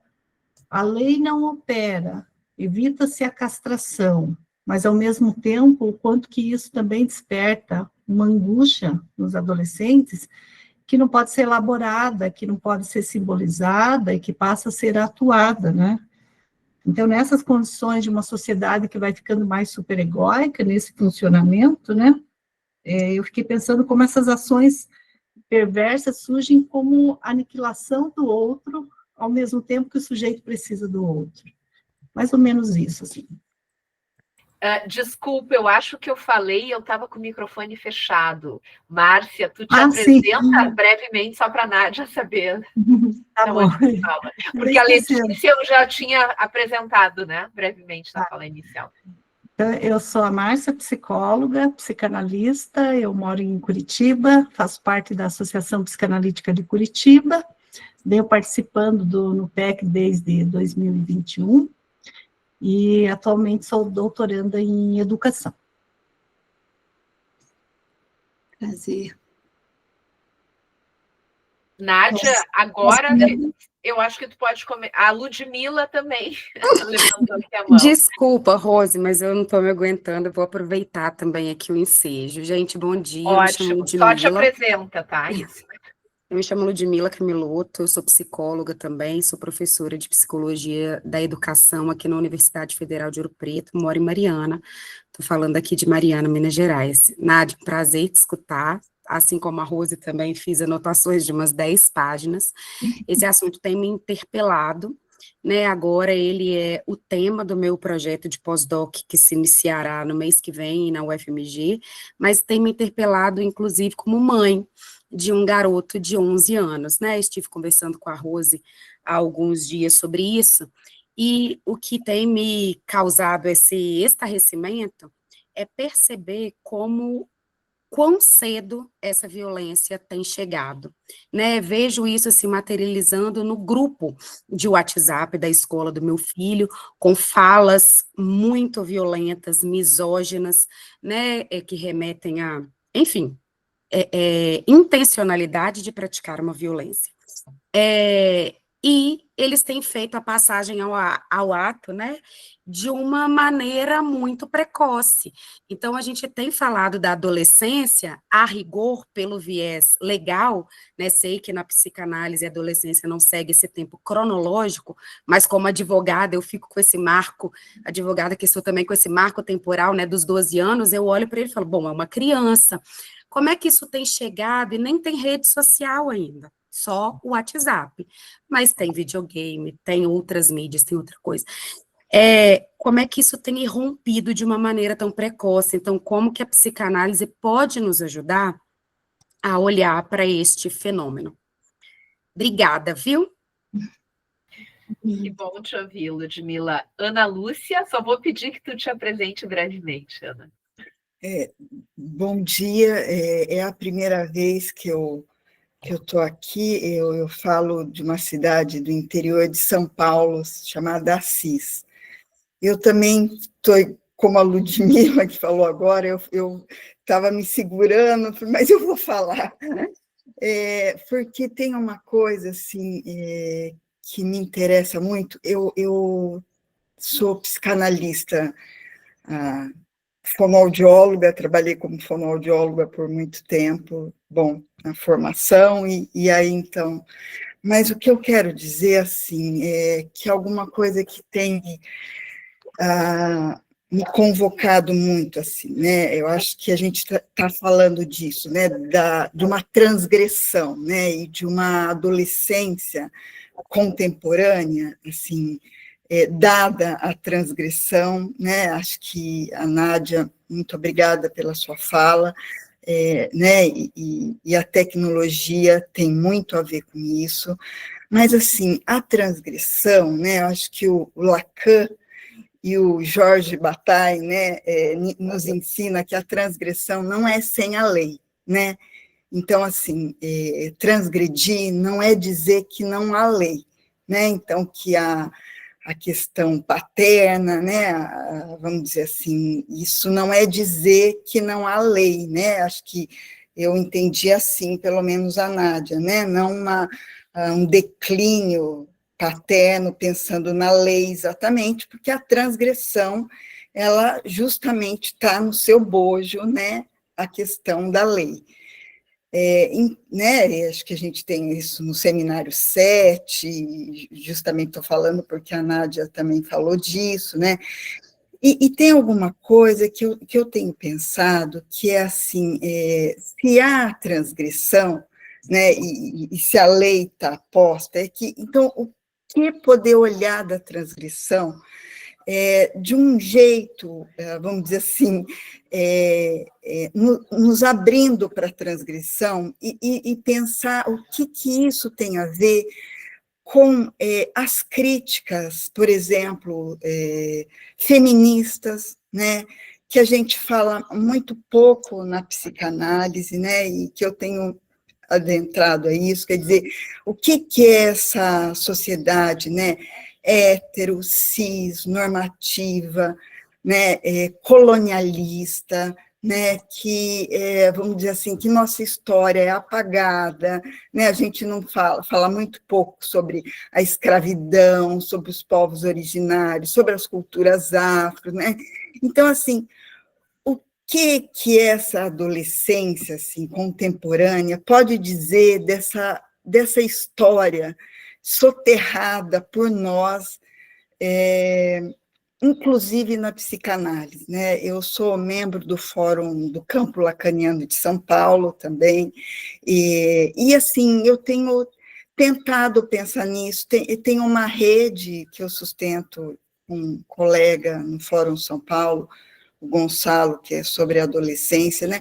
E isso tem me, assim, convocado a pensar, a ficar com esse problema, né, assim, ao invés de, né, e também me abrir para as teorias críticas, né, das quais a psicanálise faz pouca menção, né. Muito obrigada pelo espaço também. Olha só, tem a questão da Maria Eduarda, são 11h40, e eu acho que daí a Maria Eduarda faz a questão, Nádia, e tu faz um grande comentário, né? Certo? Pode ser? Uhum. Maria Eduarda? Oi, só me apresentar rapidinho, eu sou Maria Eduarda, não participo de nenhuma universidade, estou aqui como psicanalista, faço parte só do ESIP, que é a instituição aqui de Porto Alegre, né? E ouvi toda a tua fala, Nádia, e fiquei pensando que sim, acho que concordo, foram tantas referências, assim, que eu não consegui nem anotar, ainda bem que fica gravado. Mas o que eu fiquei me perguntando toda hora é o que a gente pode fazer com tudo isso, né? Que acho que durante toda a tua fala tu pontuou todas as questões, como a gente chegou até esse momento, como a gente está, como os adolescentes, como está afetando os adolescentes hoje em dia, mas eu fiquei pensando muito, tá, eu entendo, concordo, mas o que a gente faz com isso? E aí eu vi que tu dedicou ali no finalzinho da tua fala um pouco sobre isso, eu queria que tu pudesse falar um pouco mais em como a gente pode implementar essas coisas na clínica, nas escolas, né, que eu acho que a gente vê muito isso, né, de como afeta, e principalmente eu que trabalho muito na clínica com isso, a dificuldade que eu tenho de dar conta dos pais quando as coisas começam a acontecer, quando eles descobrem que o filho teve acesso à pornografia, quando descobrem que o filho teve acesso a uma pessoa desconhecida que pediu fotos nuas, que às vezes eu, como uma psicanalista clínica e puramente clínica, eu fico pensando, o que eu faço, né? Que alternativas que eu tenho nesse espaço micro político que eu ocupo para dar conta e ajudar os pais a darem conta desse tipo de situação. Acho que é isso. Pronto? Bem, tem uma questão da Jéssica aqui, que é a doutoranda no PEC. Jéssica, quem sabe tu fala rapidinho, né? Porque a Jéssica colocou aqui. Eu não sei se tu prefere que eu leia ou tu faz uso do microfone, Jéssica. Oi, gente, bom dia. Desculpa a ausência da câmera, é que tô com um defeito aqui, mas atualmente eu sou doutoranda da URGS, sob a orientação da professora Rose. E aí a Ana Lúcia trouxe, né, uma questão aí que fazem diálogos interseccionais. E aí, recentemente, a gente teve, né, essa questão que uma professora de arte de uma escola pública solicitou que os alunos desenhassem algo que representasse a questão da natureza, o que os alunos conheciam da natureza. E uma criança desenhou um orixá que representava essa natureza. E aí o pai, as crianças comentaram em casa, e um dos pais um pai da sala, né, solicitou a polícia, chamou a polícia entrou dentro da escola armado, com fuzis, para saber o que estava acontecendo ali. E aí isso mostra também, né, essas interrogativas que, como é a relação escolar e como também são essas questões dentro da família mesmo, como os pais têm esse diálogo, esse laço com a escola. Uhum. Ok? Agora sim. Gente, muito obrigada pelas perguntas tão interessantes e pelos comentários. Assim, eu acho que eu vou fazer um apanhado meio geral, né? Porque acho que não dá para ir em cada questão. Bom, primeiro, eu acho que comentando aí que eu acho que a Márcia colocou sobre essa questão das lógicas, vamos dizer assim, coloniais, né? Foi a Márcia, né, que colocou isso? Acho que não. Acho que não. Foi Ana Lúcia? Ana Lúcia? É Ana Lúcia. Sim. Ana Lúcia. Ana Lúcia, eu queria te indicar um livro que é do Davidson Faustino, que eu não sei se você conhece? Que ele vai falar colonialismo digital, por uma crítica hacker fanoniana. É bem interessante, assim, é uma pessoa com quem a gente teve a oportunidade de conversar no grupo de pesquisa, né? E ele vai trazer uma reflexão também importante sobre essa questão do colonialismo digital, né? Ele vai mostrar, assim, como que as big techs, né, do norte global, assim, perpetuam lógicas coloniais, né? E como que extraem, né, valor das subjetividades, vamos dizer assim, do sul global. Então, ele vai mostrar isso, como que o campo digital é um campo de disputas, né? Não é um território neutro, e que envolvem aí questões geopolíticas, epistêmicas, simbólicas, né? Ele vai mostrar muito como que as plataformas digitais, assim, hegemônicas, né? Elas impõem padrões culturais, linguagens, modos de vida, né? Que acabam sendo também formas, aí reforçando, assim, essa forma de colonização, que é, inclusive, silenciosa, né, que acontece aí no ambiente digital, né. Então, é uma discussão que a gente tem feito também no grupo de pesquisa, né. Bom, eu acho que a questão da misoginia também é uma discussão bem interessante, que a gente já tem feito também sobre essa questão desses grupos, né, machosfera, que Red Pill, né, que defendem aí um certo, como se fosse um retorno a uma virilidade que está ameaçada, né, estabelecendo um determinado padrão de masculino, que coloca a mulher numa posição inferior e que defende, inclusive, violência contra a mulher. Eu acho que isso na rede a gente tem muito, né, muitas vezes essas pessoas que cometem crimes contra adolescentes, mulheres, até nas escolas, às vezes pertencem a esses grupos na rede, né? Agora, a gente está falando também dessa questão da proteção, né? Eu acho que quando a gente pensa, a psicanálise também não pode estar fora dessa discussão. Como que a gente pode contribuir para a proteção dos adolescentes, né? Expostos, aí foi uma questão que a Maria Eduarda colocou, né? Como que a gente pode contribuir para a proteção dos adolescentes que estão expostos aí a muitos riscos, né, na vida digital? Eu acho que primeiro a gente discute muito isso, né, no nosso GT, né, Rose? Essa questão da gente buscar espaços de escuta, favorecendo uma participação mais ativa, crítica e reflexiva dos adolescentes no espaço público, inclusive no espaço público virtual, né?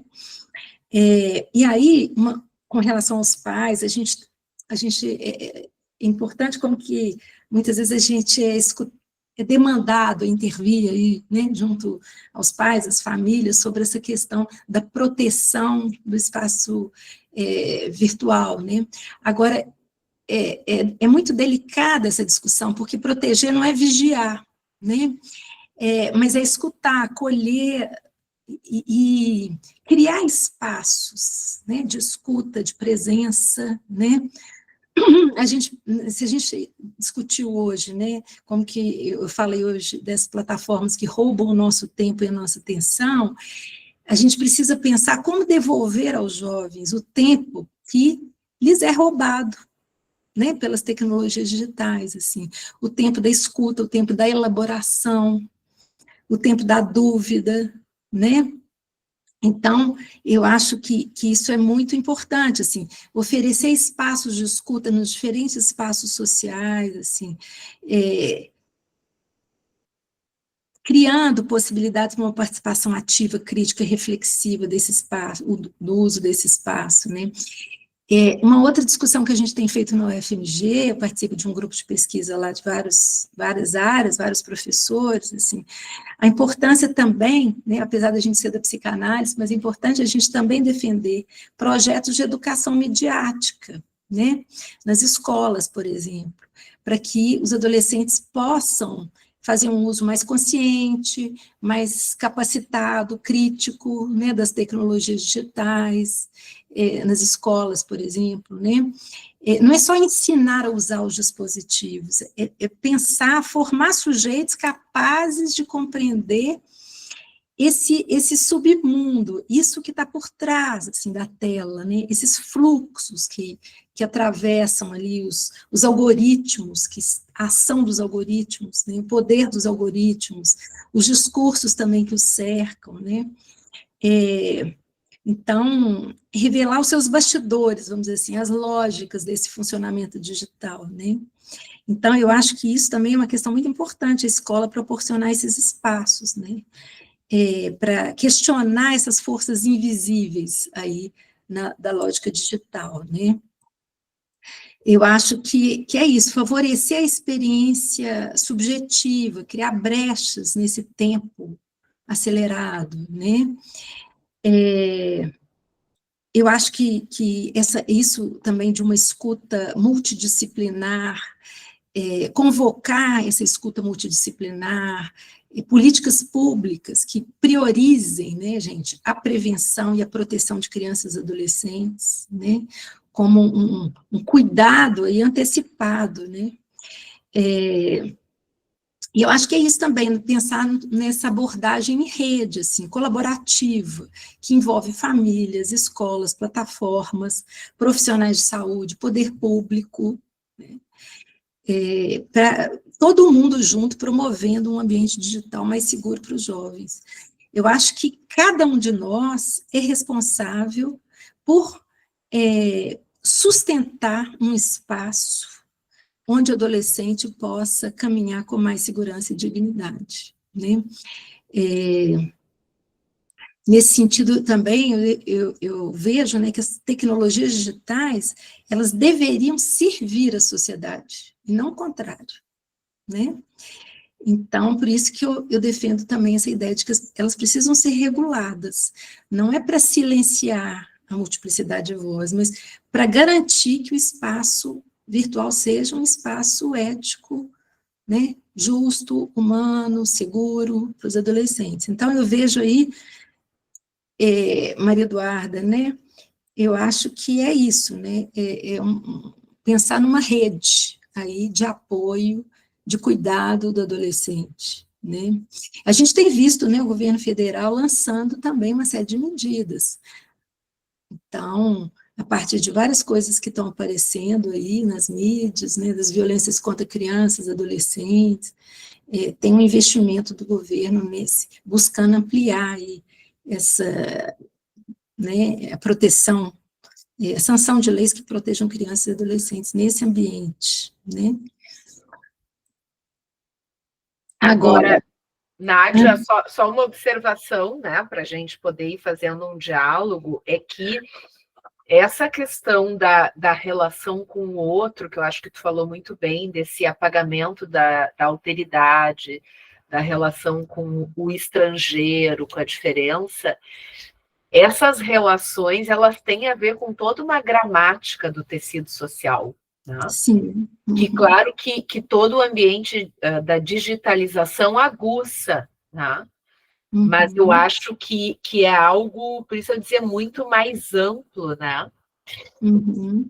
Sim, por isso que eu falo assim, hoje em dia as pessoas estão muito preocupadas, assim, bom, mas o que eu faço com os adolescentes, né?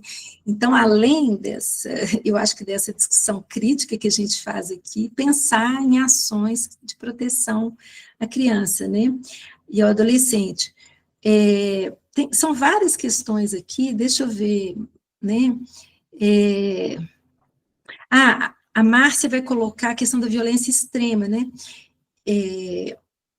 Como que isso tem aumentado, né? E uma certa, como você diz, romantização de personagens que cometem a violência, né?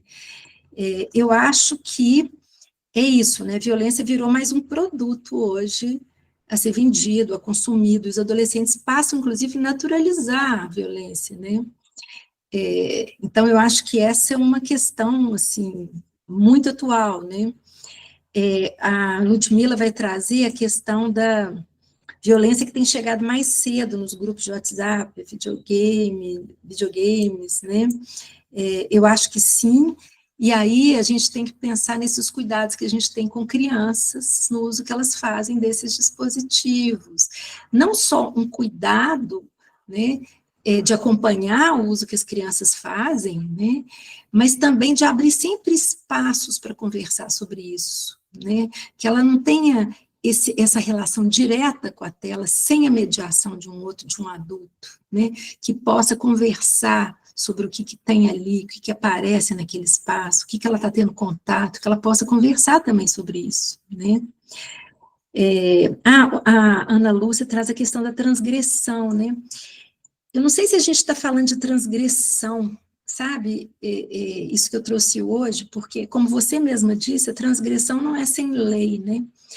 Eu acho que a gente está numa época de declínio das referências de alteridade, né?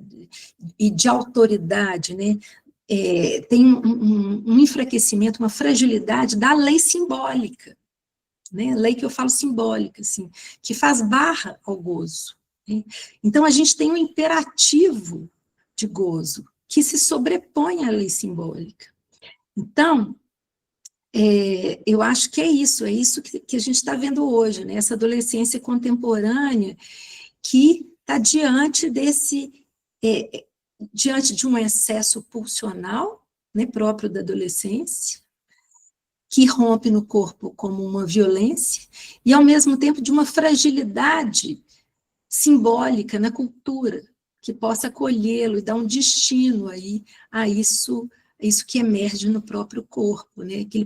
Então, eu acho que encontro entre essas duas fragilidades, né? Uma que é própria da adolescência, uma fragilidade, uma vulnerabilidade psíquica maior, e uma sociedade, uma cultura que não oferece referências simbólicas suficientes, né, para esses jovens.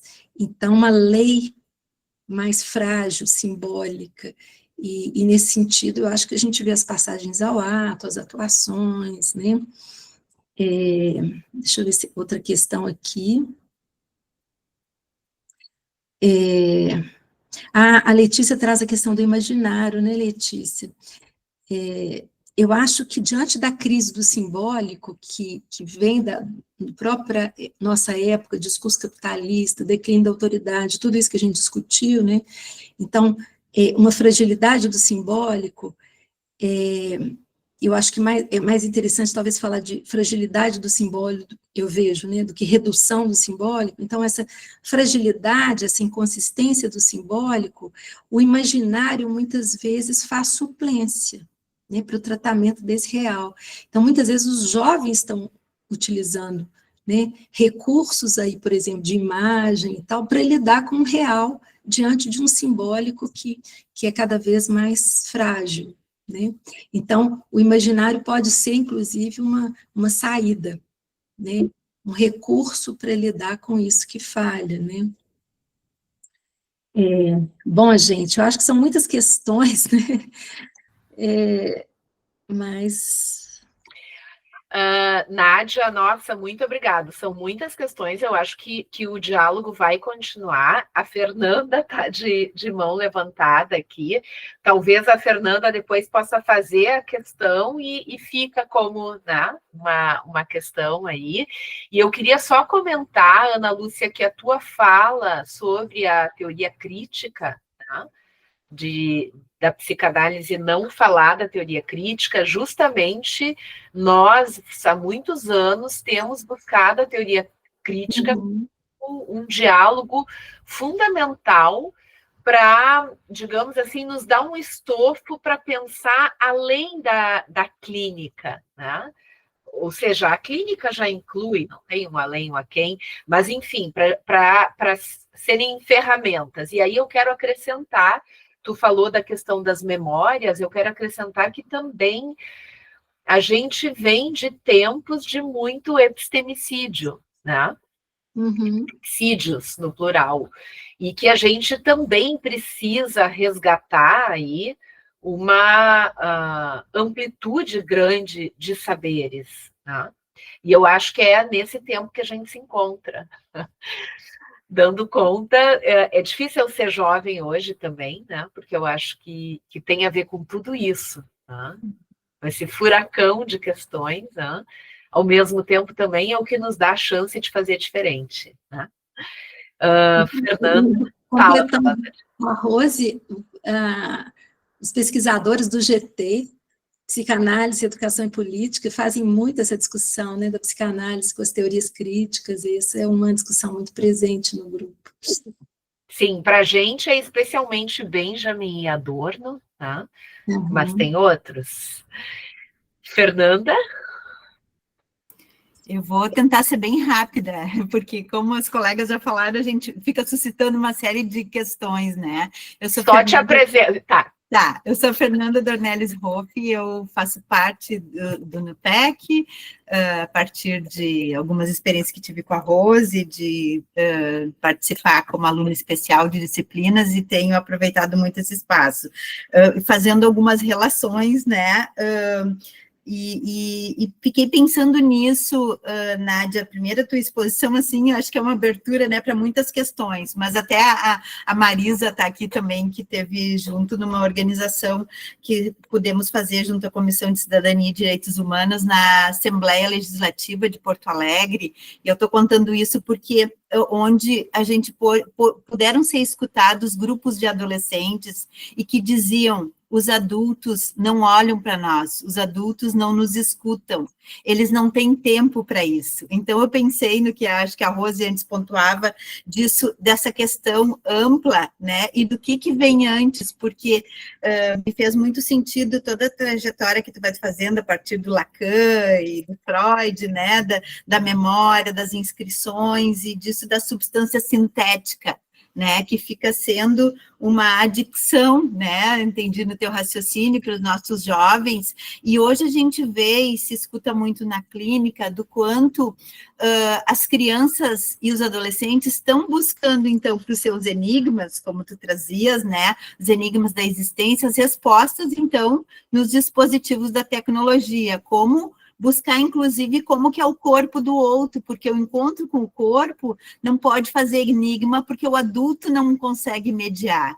E aí eu pensei no que tu dizias, da violência às escolas, de que, por vezes, pode-se entender de que o jovem violento, né, que comete um ato no sentido de agredir o outro, pode estar inquieto com o gozo diferente do outro. E aí eu levantei uma hipótese, se esse gozo diferente estaria, por vezes, num olhar, numa leitura, nessa ordem que seria de que o outro tem outras satisfações e satisfação no encontro, porque a escola é um espaço onde o coletivo se dá, onde as crianças podem partilhar, as crianças e adolescentes, disso do corpo, da mediação do professor, né, no sentido de pensar nesse espaço como, isso que tu dizia, né, a partir da pergunta da colega, o que podemos fazer, né, a preservação desses espaços de troca no coletivo,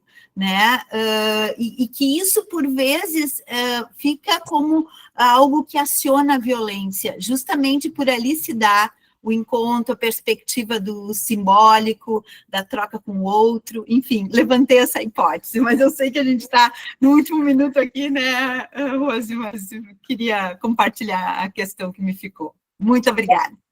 Obrigada a você. Posso comentar? Não, comentar rapidinho também, né? Mas agradeço o comentário seu, Fernanda, e como de todas aí, muito interessantes, né? Essa questão dos adolescentes não se sentirem escutados, a gente tem discutido muito isso no GT, né, Rose, assim, como que é tão frequente, a gente tem um projeto de extensão nas escolas, a gente conversa com adolescentes, e isso o tempo todo surge, né, os adolescentes falam, ninguém me escuta, só aqui que a gente é escutado, né, eles percebem esse espaço de escuta como diferenciado, tem uma coisa diferente que acontece ali, né. E a gente precisa levar a sério isso que eles estão dizendo, de não se sentirem escutados, porque numa época de comunicação digital, né, que as pessoas podem se comunicar tanto, o que está acontecendo, né? Por que as pessoas não se sentem escutadas? Então, na verdade, a rede proporciona muitos monólogos coletivos, né? E as pessoas falam, mas não se escutam, né? E não escutam o outro. Então, por isso que eu acho tão importante oferecer esses espaços de escuta, porque ali eles sempre dizem, aqui a gente se sente escutado, é o único lugar que a gente A gente tem toda uma discussão no GT também, da PEP, sobre essa questão do neoliberalismo que entra nas escolas, a escola que vira esse espaço de competitividade, produtividade, de aceleração, né, de um individualismo aí que cada um tem que, né, assim, de um reforço, de um individualismo, né, então que cada um é responsável sozinho pela sua produção, pela sua produtividade, pelo seu saber. Então, o outro vira uma ameaça. Então, tem todo um esvaziamento desse coletivo, né, desse saber compartilhado, construído aí, e disso que rege, vamos dizer assim, o coletivo. Então, eu acho que isso está muito forte dentro das escolas, e por isso os adolescentes falam, não são escutados dentro das escolas, as demandas deles não são ouvidas, né? Muitas vezes eles falam isso. Então, eu acho que essa oferta de escuta os adolescentes nas escolas, em outros espaços sociais, ela é tão importante, cada vez mais importante hoje, né? E essa questão da violência, né, dessa violência contra esse outro que goza de uma maneira diferente, né? Eu acho interessante como o Lacan vai trabalhar isso pela via da intimidade, né? Pensando o que é que me incomoda tanto no outro, né? Nesse gozo do outro que é diferente. Isso remete ao meu próprio gozo, né? Alguma coisa em mim que eu não suporto, né? E que não controlo, que não reconheço como meu, projeto no outro. Então, eu acho que essa discussão é uma discussão muito interessante para a gente pensar esse aumento da intolerância hoje, né? Esse aumento da segregação. Bom, é isso, eu acho que realmente a escola é um espaço de socialização importantíssimo, desse encontro de corpos, né? A gente viu como que a pandemia trouxe tantos problemas para os adolescentes, tanto sofrimento psíquico, que a gente está vendo efeitos até hoje, né? Muitos professores falam isso, a escola era uma antes da pandemia e a outra hoje. Então, todos os sintomas que já existiam foram exacerbados, né? Aumento das crises de angústia na escola, das dificuldades de aprendizagem, do isolamento, dos confrontos físicos, né? Então, é isso, a pandemia, com esse isolamento, com esse fechamento em casa, com muito tempo sem conviver com outros jovens, né? A gente sabe como que isso é importante na adolescência, isso trouxe muito sofrimento psíquico para os adolescentes. Queria lembrar rapidamente, né, Nádia, que está saindo um artigo nosso com duas colegas da Argentina que falam justamente uma das partes, né, de intervenções nessa escola transpandêmica, né? Porque passou a pandemia, mas tem questões aí que seguem conosco no campo educativo e na escola. E queria lembrar também, nesse ponto, que eu acho que é muito, muito importante, das segregações, né? A gente fala muito dos novos fascismos, mas que vem nessa corrente de uma nova onda, né, de segregações aí, raciais, religiosas, sociais, enfim. E aí eu acho que a psicanálise tem muito a contribuir. A Beth, quando fez o primeiro NUPEC em debate do ano, justamente trouxe o modo como ela trabalha o tema do estrangeiro, né, a partir do texto do Moisés, do Moisés do Freud. Quer dizer, o Moisés como egípcio era justamente a maneira do Freud colocar, digamos, aos nazistas, né, de que o eu é o outro. Isso que tu dizia, né, Nádia? Então, eu acho que aí a gente tem, a época está nos pedindo que a gente olhe com mais calma, né, para isso. Sim, o racismo ambiental também, né, Ana? A Ana lembrava aqui da segregação ambiental. Gente, podíamos ficar a tarde inteira aqui, né, nessa prosa. Nádia, muito obrigado. Eu acho que tu deixa, assim, questões ótimas. Já fazia tempo que a gente não se emparcerava de perto, assim, né? Então, é sempre muito bom. E vamos lá, a gente segue. E muito obrigado aí a todos os presentes por essa escuta tão atenta e por estar dialogando aí com a Nádia, o Além da Tela e o NUPEC.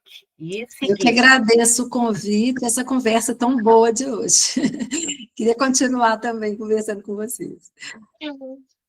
Beijo, gente. Boa semana. Boa semana.